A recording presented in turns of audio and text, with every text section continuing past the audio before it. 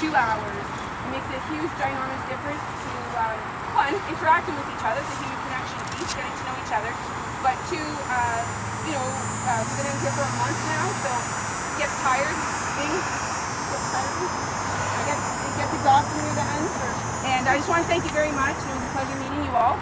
And Pete's going to run the story tonight, so I'll send the link for Christine Morin to go through the program. You can do that, or you can make an anonymous donation, or you can spread the word about Project Trauma Support. But we don't, like I said, we're not asking for money. We're fundraising. We're not asking people to come out and clean the highway. It's all done by osmosis, word of mouth, that you want to be out here. It's Dr. Manuela Dolina who receives the application, makes the telephone call. You spend 6.5 days there, and it's life-changing. It's a life-saving program. So that's an option. Tell me how you knew about this and what you're doing today. So back in July, we held a buddy check coffee at Peacekeepers Park in Angus. Carrie Lynn was there. We got talking, and Carrie Lynn explained what they did. I asked whether there was an opportunity for the Legions, and from there it just blossomed into this. I put the word out to my members, and we got a crew to come today. How far did some people come here? Like how long of a drive? The furthest for the ones that were here today were about an hour and a half. To pick up garbage? To pick up garbage. Tell me what they thought of it. What you thought of it, what they thought of it.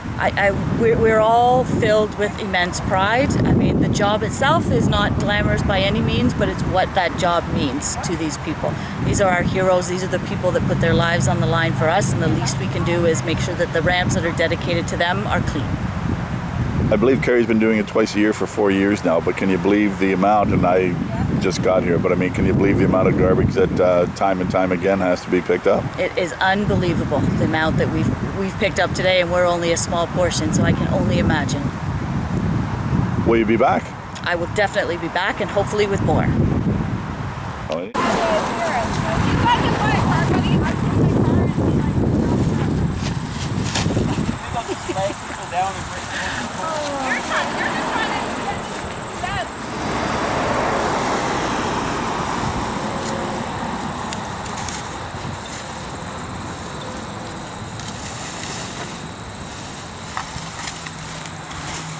Oh, sound system, folks. Oh, Jesus, it's got the sound system on. Think it's stolen? Oh, it's just a receiver. Brand new, though. No way.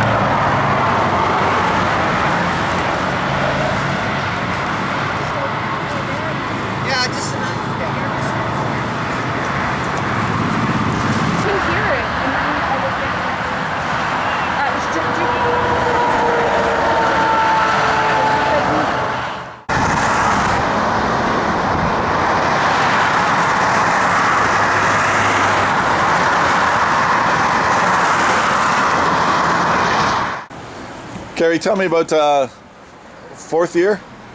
Fourth year. Tell me about, tell me when you started, when you finished, and just tell me about this year's Highway Clean. For the 2020 Fall Highway of Heroes Clean, we started on September 7th with 3 mothers of fallen soldiers, Anna Loveman, Nancy Sue, and Diane Knight. And we've been out in large groups, small groups. We started in Keele Street in Toronto, made our way all the way to Trenton, received a tremendous amount of support from Mayor Harrison and his lovely wife Jane and Constable Whitby in Trenton. And we finished today in Newcastle with Silver Cross Mother Anna Loveman. What's it been like this year? Is it compared to others? Is it getting better, getting worse? You mentioned before, I think, about the gloves and masks. Just talk a little bit about the experience this year. Yeah, so a tremendous amount of masks, a tremendous amount of gloves right there. Same old garbage is out there. It's always awful to pick up human waste. It's awful to pick up the drug paraphernalia. But Tim Hortons is there's always a huge amount of garbage from Tim Hortons users. A really deflating experience that we had was we cleaned Toronto Road, which is dedicated to Craftsman Kyle Sinclair. We cleaned that on September 7th. We had a ton of people out there to clean with us. We drove by a couple days ago and it was just mountains of garbage. And it's just hard to fathom how that much garbage ended up there in 17 days. So we went on to all the on and off ramps and gathered it and put it in one space so that it's not the look of the garbage. We wanted, like, what are people throwing there? And it was a lot of Tim Hortons cups, the lids, a lot of pee jugs, a lot of water bottles, and odd stuff like a printer. What is it? What are your thoughts on this? Is it frustrating time and time again? Like, what is it? It's really backbreaking work. Like it literally is backbreaking work in regards to getting up early, because I live in Kingston, and to come out. But there's such a tremendous amount of human connection in the veteran community with the military members, the veterans, the first responders, the families of the fallen, and watching that Highway of Heroes family grow.